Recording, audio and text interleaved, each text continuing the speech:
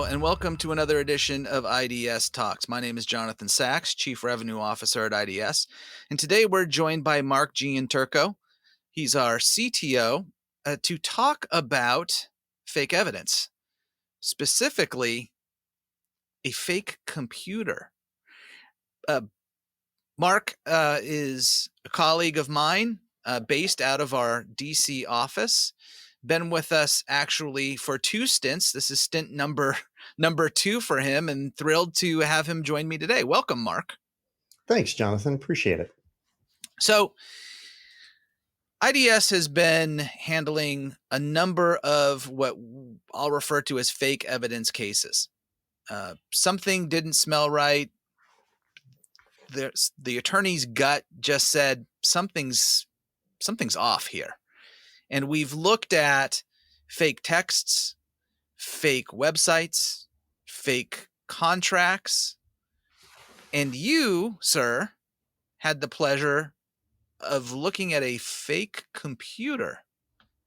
Yes, it was actually a very interesting case because it involved two people on the other side who were serious technologists who worked as software engineers and understood the interaction of computers and software and people, and yet they thought that they could produce a computer that purported to be something that it in fact was not.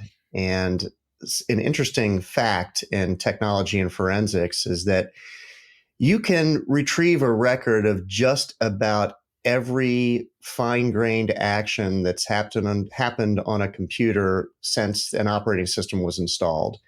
And they did not understand that that was the case and bought a new computer, copied a few files to it, and sent it as though it were a computer that had been in use. And we were able to prove that the computer they provided was a fake, was a dummy. And as a result of that, they were punished with sanctions and the case was thrown out of court. Okay, so let me get this straight. Hypothetically, I'm asked by someone to turn over my computer. Now, if I'm a good guy, I turn it over as is. If I want to be a little sketchy, maybe I delete some files off of the computer. Start with this question. If that was the case, would you and would the consulting team at iDS be able to determine perhaps that I took that action of deleting something off of my computer? Absolutely. I do not know of any interaction you can have with a computer that is not tracked in some way by one of the various levels of logging and auditing that is performed invisibly in the background on a computer on an ongoing basis. And that's something that many people, even very technical people, do not understand. Every single keystroke that you put into that computer, you're building records of what you've done, and they can be determined. Okay, so now I want to be an even worse guy. And I want to attempt to not just delete the information I don't want you to see. I'm going to go and get one of these third-party tools, and I'm going to attempt to wipe my computer clean. If I do that, can you still tell that I took some sort of action or use some sort of Absolutely. So perhaps speaking hypothetically, perhaps not. Certainly if someone deleted a number of files from a computer, changed a date to some point in the past, then copied files as though they had copied the files in that date in the past, and then reset it to the current date, you have a record of all of the actions that were performed to create what appears from a user's point of view, working with files through a directory viewer. You have a record of everything that was done to create this false artifact.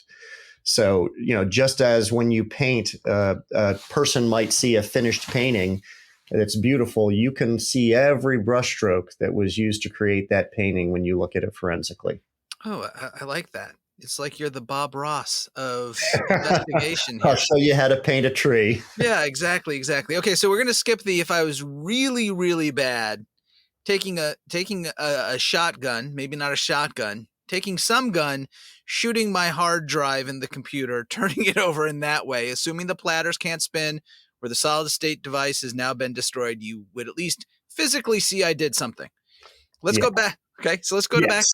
back to the situation you faced. So, client gets a computer from someone. At that point, did they suspect I have a fake computer? No, I mean, what's interesting and part of our challenge too is taking what's highly complex data about what's happened inside a computer and presenting it in a way that is very obvious to everyone what occurred. So when you're working with a computer, there are tens of millions of audit records, maybe hundreds of millions that you generate every day from working with a computer across all of the different audit and logging files that become filled over time. So it's very important to take all of this, mountain of information and produce the one or two or three or 20 key facts that show what happened. And one of the things we did is once we realized it was a dummy computer, another mechanism that once you hear it, you go, oh, that's obvious, but people don't think of is you can check a serial number. For example, Mac Apple products come with a standard 1-year warranty. So you can take a serial number, compare it to the Mac database of computers, and by walking back 1 year from when the support expires, you can see when it was purchased. So we did that as one of the normal things once we knew that we weren't being given what was purported, and we were able to find that the computer had been purchased the day before the acquisition. Dun dun dun. Exactly. Wow. Okay. So at what point do you, well, or the client say to the other side, dun dun dun, this is a fake computer? Well, it came out in a hearing. There had been a number of motions to compel to produce the evidence that was not contained on the dummy computer either. So it came to light in a hearing to ask for sanctions. And after reviewing our evidence within a week, the judge came back and gave the decision that our party would prevail in all of the various asks for the case. Interesting. Let me ask you this one. Was this your first fake computer case? It was my first fake computer case. It's not my first fake data case. It's really interesting how, as computers become more ubiquitous in society, people become very comfortable with using them and utilizing them to manufacture things, but don't realize that there are a number of ways um, related to the amount of data you're actually generating that make it very hard for someone who is knowledgeable in the field to not be able to determine how something was built or when it was built or what it truly represents. There was a case that we had where people were purporting that they had a capability to sell tickets.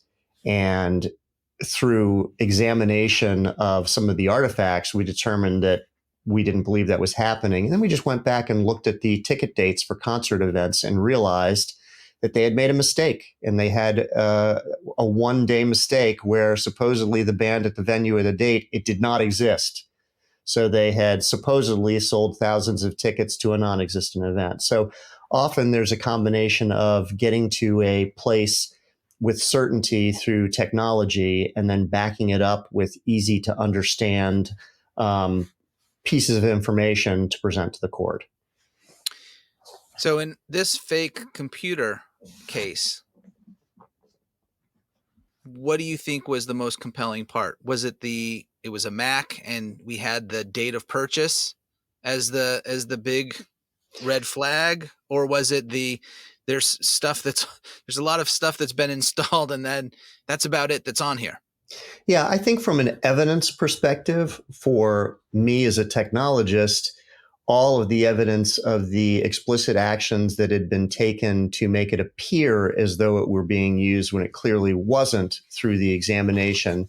That was the 99%. I think the 99% from the court was simply clearly this wasn't being used. It was bought the day before. And then that's backed up by the detailed evidence to whatever extent, the judge or the counsel wants to dive into it. But I think the simple to understands for the consuming audience are the ones that have the most power. Well, for me, it's developing the background with the team and all of the supporting evidence that contains the power to have the confidence to then try and find the simple to explain pieces. So I want to talk a bit about the simple to explain pieces. So our colleague, Dan Regard, has handled cases where a case in particular I'm thinking where it was a fake text or it was a fake PDF of an alleged text or string of texts. Mm-hmm. And he had found dozens and dozens of examples where we could prove that this was a fake text. Mm-hmm. And when he was preparing his expert report and talking to the court, the idea was to make it so simple that the judge could say, even I would be able to notice or be able to determine this is not a legit text.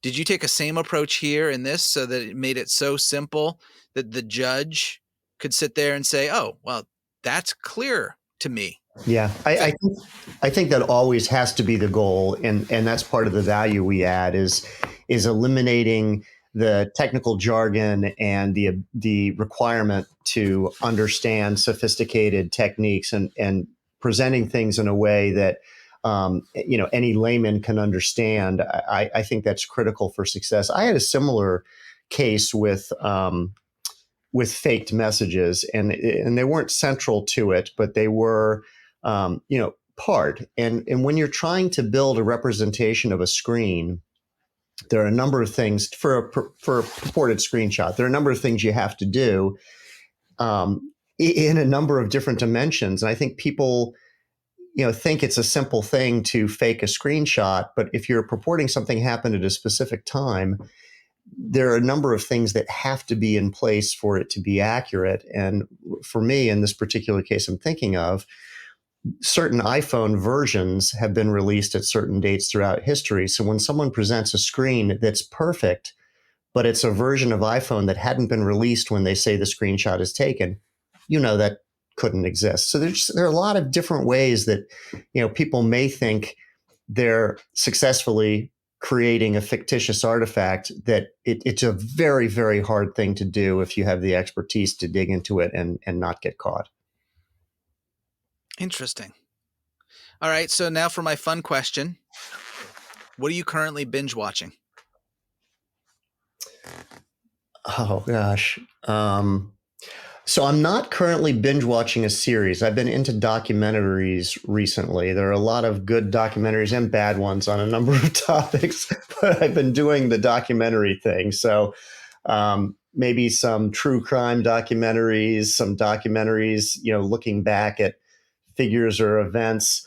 The last really good, there's actually a miniseries I'd like to binge. Breaking Bad. I've seen a few of those episodes and have never seen the series, so I'd like to do that. And the other one, I think Mad Men would be fun. First of all, how is it possible you've not watched Breaking Bad? And then you're going to have to go down the rabbit hole of Better Call Saul.